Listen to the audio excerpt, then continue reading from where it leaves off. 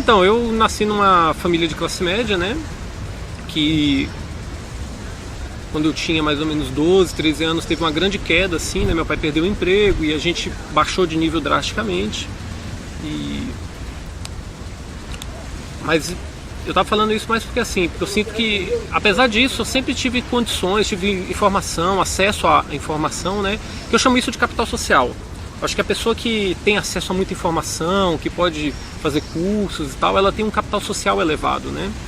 Então eu sempre tive isso, tive a oportunidade de entrar na faculdade e tudo, mas à medida que ia aumentando, eu ia amadurecendo na minha adolescência e desenvolvendo um senso crítico com relação à sociedade, né, que eu ia descobrindo, né, eu fui, na verdade, me deparando com uma coisa que é um fato, né? A gente vive numa sociedade que ela é insustentável. A longo prazo, ela entra em colapso em algum momento. Esse momento pode estar longe, mas pode estar bem próximo. Na verdade, a gente vê indicações de estar próximo, né? Dentro desse paradigma, considerando isso uma verdade, um fato para mim, né? Não se parecia uma alternativa entrar numa faculdade, entrar num esquema de trabalho convencional, porque eu saquei, eu falei, não, se eu for fazer isso, eu vou estar repetindo o mesmo processo que gera essa insustentabilidade, né? Eu falei, bem, então tá, então eu não vou fazer o caminho comum, eu não vou entrar na faculdade, eu não vou achar um trabalho que me dê segurança, o que eu vou fazer? Eu não sabia o que fazer, né? E a minha primeira referência foi os artesãos que ficam na Praça 7, no centro de Belo Horizonte. É o local que eles sempre ficaram, desde criança eu via eles ali. Mas na minha adolescência, com 16 anos, eu comecei a frequentar a Praça 7. Primeiro para comprar artesanato, né? Depois eu comecei a sentar do lado deles e conversando. E um dia um artesão virou para mim e falou uma coisa que me marcou muito. Eu estava falando com ele sobre liberdade e ele virou para mim e falou assim, cara, a liberdade não é uma coisa que se alcança, né? Não é uma coisa que você conquista a sua liberdade. A liberdade você pratica, né? Você só pode ser livre no aqui e no agora. Você não pode ser livre amanhã. E aí isso me fez ter uma lucidez muito forte de falar, poxa, é isso mesmo. Não existe um caminho para a libertação, né? Existe a libertação no aqui e agora. A partir disso, eu resolvi romper com os estudos. Eu já estava muito insatisfeito, eu achava que a escola me infantilizava, sabe? Que o tratamento, o modo como a escola me tratava, como o professor tentava me educar, era infantil, né? Não me preparava para ser um ser humano, né? E aí eu vendo os artesãos, aí um dia eles começaram a me ensinar, eu fui aprendendo, um dia eu já tinha um pano. Passou assim uns 6 meses, eu já tinha meu paninho, pequenininho. Eu falei, bem, tá na hora de eu pôr isso à prova, né? Então foi quando eu peguei carona pela primeira vez, eu tava com 16 anos mesmo. E foi uma experiência muito libertadora, né? Você saber que simplesmente com a boa vontade de outro e com a sua coragem, você pode se locomover e mudar a sua realidade. Eu comecei então a fazer pequenas viagens dentro de Minas Gerais, sempre nesse sentido de estar fazendo pequenas viagens mesmo, até que quando eu fiz 18 anos, eu comecei a pensar já na ideia de me lançar de vez, né? Eu já estava vivendo um pouco mais do artesanato e tal. E um dia eu falei, não, agora eu vou de vez. Peguei, botei uma mochila, um par de alicate, umas roupas ali, 4 blusas, uma calça, 2 bermudas e fui, né? Não, tem marcha aqui não, só tem... É muito interessante porque nessa época eu ainda via os artesãos como hippies, né? Mas quando eu fui vivenciando na pedra, né, no lugar, a pedra é como o artesão chama o lugar onde ele expõe, né? E conhecendo a diversidade de pessoas que estão dentro desse movimento de contracultura, de resistência a esse modelo hegemônico, eu fui me dando conta de que era um universo muito mais profundo, né? E que havia assim uma cultura específica ligada àquilo, mas ainda assim havia ainda um caminho de liberdade. O que eu estou querendo dizer é o seguinte, que mesmo dentro da contracultura, do movimento de libertação, existe um paradigma de o que é ser maluco. Existem valores pré-estabelecidos e até certo ponto você às vezes até cai na mesma realidade do sistema, que é você ver um código de valores regendo ali a vivência, só que os códigos eram outros, né? Por exemplo, você não podia usar, né, se você quer ser um artesão, viajante, maluco, você não pode usar um tênis Nike, isso não existe. Se você usar um tênis Nike você vai ser desconsiderado, vai ser tirado como playboy, entendeu? Então eu fui vendo também que existia também um pouco de prisão dentro do universo da contracultura, né, da resistência, que apenas se trocava os valores, mas ainda havia o mesmo aprisionamento. Por exemplo, existe um preconceito muito grande dos artesãos brasileiros com os latino-americanos, né? Eu achava isso um grande equívoco, porque como assim? Eu saí de um sistema porque me rotulavam, porque estavam me julgando o tempo inteiro, e agora caio em outro que também está reproduzindo o mesmo pensamento. Então nesse processo também eu fui virando um pouco carreira solo, que é como a galera fala, a galera que está na estrada, né? Eu comecei a viajar também um pouco sozinho, eu não colava mais nas pedras de maluco, né? E nesse processo eu fui viajando e um dia eu conheci um peruano que viajava de bicicleta, e aí eu vi pela primeira vez aquilo, eu nunca tinha visto isso, né? E eu falei, poxa, é possível, né? O cara tá ali. Eu falei, pô, que do caralho. Eu posso, sem gasolina, sem precisar da sorte do universo de me dar uma carona, eu mesmo, com minha própria força, me locomover pelos espaços e dar continuidade a essas vivências. Acho que isso é importante falar também, né? As pessoas acham que às vezes a pessoa vai viver assim porque tem problema com a família, porque tem problema com droga. Não, no meu caso, eu posso até dizer isso, pode existir sim, entendeu? No meu caso, no caso de muita gente que eu conheço, não tem a ver com isso. Tem a ver realmente com o processo de lapidação. Lapidação do ser humano, a busca pelo autoconhecimento, né? Porque quando você está em outra realidade, eu, por exemplo, quando eu viajava de bicicleta, eu viajava todo dia. Eu não parava muito assim de ficar 3 dias numa cidade e tal, não. Porque essa época eu já não precisava de dinheiro, né? Pessoas me davam comida de graça, eu trocava o meu artesanato por comida. Então eu ficava assim, cada dia numa cidade. Isso é muito louco, porque você está numa cidade, no outro dia você está em outra, e está em outra e de repente 5 dias depois você já está em outro estado. Então, peraí, são culturas completamente diversas. Uma coisa que me angustiou muito por um tempo foi assim, logo quando eu comecei a viajar de bicicleta, né? Falei, poxa, eu não tenho mais como estar fazendo artesanato para gerar dinheiro, né? Mesmo que eu vá trocando, uma hora vai acabar, eu não estou tendo tempo para trampar, porque eu pedalava de 6 da manhã às 6 da noite, né? Fazia aí numa média 80 km por dia, né? E comecei a me angustiar muito. Falei, pô, vou chegar na cidade, eu tenho que comer, vou ter que tomar um banho, eu tenho que dormir, como é que eu vou conseguir resolver essas necessidades? E aquilo começou a me angustiar. E um dia eu parei a bicicleta na estrada e falei, caralho, não dá pra ser assim. Eu não posso ter essa ansiedade. Eu tenho que acreditar que existe uma força maior, que existe sim uma sincronicidade, existe uma perfeição nesse caminho que eu traço e que naturalmente o universo vai me dar essas respostas. Nesse dia eu voltei para a bicicleta, cheguei na cidade e a primeira coisa que eu fiz quando eu cheguei na cidade foi parar a bicicleta, sentar numa calçada e falar, eu não vou procurar nada, eu não tenho necessidades, entende? E não deu 5 minutos, uma pessoa sentou do meu lado e começou a me perguntar de onde eu vinha, né? O que minha família achava daquilo, que a pergunta que você mais ouve na BR é isso. O que sua mãe e seu pai acham disso que você está fazendo?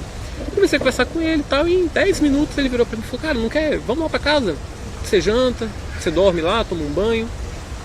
Nossa, então assim, como que eu não vou entender que isso daí foi um acaso? Não foi um acaso, entendeu? O universo, a estrada, eu sinto que ela tem uma dinâmica própria de educação, ela te autoeduca, ela é como se assim como uma escola você entra, tem uma grade curricular, que você vai...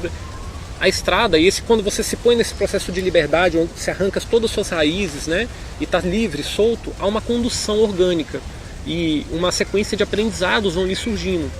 E lógico, você atribui significado às coisas, ou não, né? Então acho que talvez por isso que às vezes a viagem para uns é mais intensa, para outros não, né? Como foi para mim uma época também que anos e anos depois eu já estava vivendo isso, começou a perder sentido também. Começou a acontecer que toda cidade que eu chegava, por mais longe que eu fosse, por mais que eu me deslocasse, estavam acontecendo sempre as mesmas coisas.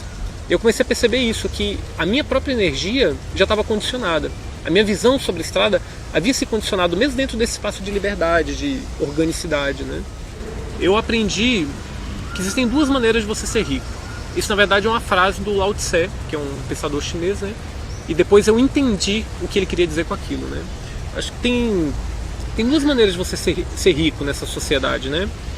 No mundo. Uma é tendo muitas posses. É você tá sempre buscando acumular bens para não faltar amanhã e tal, e né, tô falando de riqueza material. A outra é você precisar de pouco. Então eu aprendi que eu precisava de poucas coisas para ser feliz, para estar conduzindo minha vida, né? E como eu falei, existe uma magia, existe sim uma sincronicidade no universo. Quando você acredita, os católicos vão chamar isso de fé, os evangélicos vão chamar de fé, né? E o que eu aprendi, isso foi uma das coisas que eu mais aprendi assim, né? Que eu precisava de poucas coisas para realmente me realizar como ser humano, ser feliz.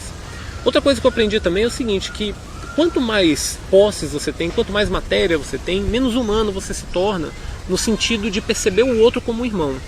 Então eu posso dizer, tanto trabalhando com malabares, com artesanato, ou na época que eu não trabalhava e só viajava e trocava experiência humana, e aquilo é o que me fazia ir para casa de uma pessoa ou não. Todas as pessoas que me receberam eram pessoas de classe social, assim, econômica baixa, né? Isso foi uma coisa que me chocou muito, né? Porque eu achava que, independente de tudo, todas as pessoas em algum ponto estão abertas para isso, né? Mas não. Eu vejo que, na verdade, quanto mais matéria... Eu fico vendo até as mansões aqui no Mangabeiras, aqui em Belo Horizonte, aquele bairro... Eu fico vendo aquelas mansões gigantes e eu falo, cara, são caixões, né? São caixões que matam as pessoas, né? As pessoas estão enterradas e ainda vivas, né? E eu trabalho no sinal e eu vou te falar, tem um tipo de carro que nunca me dá dinheiro, que é essas peruas, tipo SUV, esses carros grandes, Pajero, eles nem abrem o vidro, eles não dão. Então são as pessoas que mais poderiam estar colaborando, mas não abrem. Não abrem por quê? Porque eles nem estão dialogando com a realidade fora do vidro dela. Elas estão ali no carro, totalmente presas. E tá, tudo bem, elas tomam champanhe não sei o que, o caviar não sei o que e tal, mas não são felizes. Aí, aproveitar nisso, né? Uma coisa do artesão nômade, o maluco de estrada, o viajeiro, né? É que ele exerce muito o papel de psicólogo. Eu por muito tempo tentei entender por que as pessoas se abrem tanto comigo, né? E com outros que a gente compartilha. Isso é senso comum entre os alternativos, né?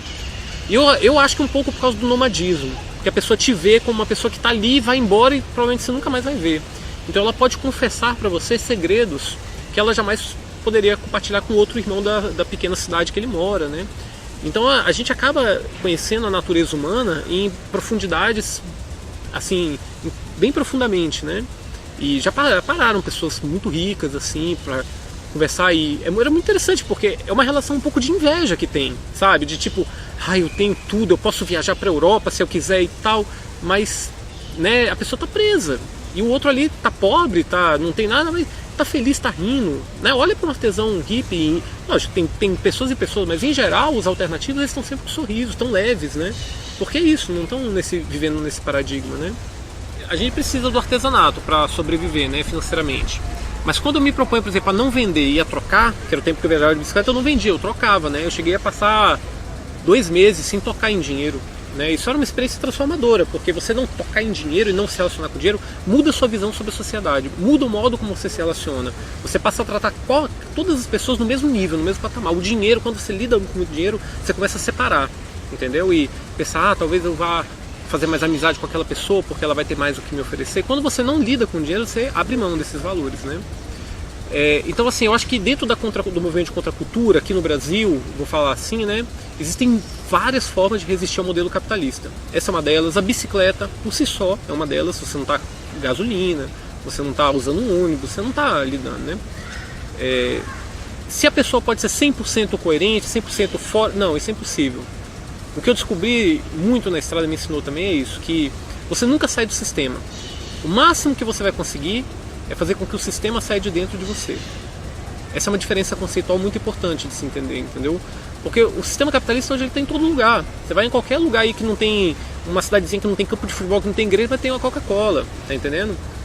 Existe uma grande batalha sendo feita no nível da comunicação, né? Que antes não... Eu acho que, para mim, sem dúvida nenhuma, o grande divisor de águas é a internet.